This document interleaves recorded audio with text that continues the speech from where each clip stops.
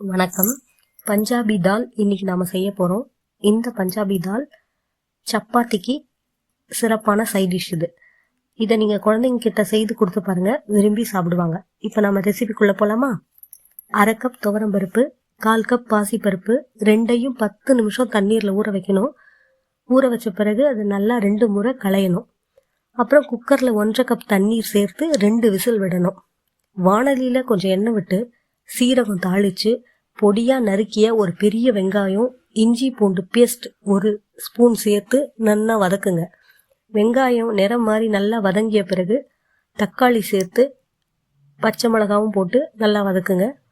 தக்காளி நல்லா மசிஞ்சதுக்கு அப்புறம் 1 ஸ்பூன் காஷ்மீரி சில்லி தூள், 1/2 ஸ்பூன் மல்லித்தூள் ரெண்டையும் சேர்த்து கொஞ்சம் தண்ணீர் ஊற்றி வதக்குங்க. வேக வச்சு மசித்த பருப்போட தண்ணீர் சேர்த்து மசாலாவை ஊற்றி கொதிக்க விடுங்க.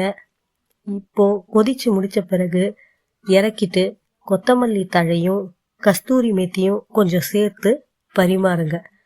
சப்பாத்திக்கு தோதான பஞ்சாபி தால் தயார். நன்றி.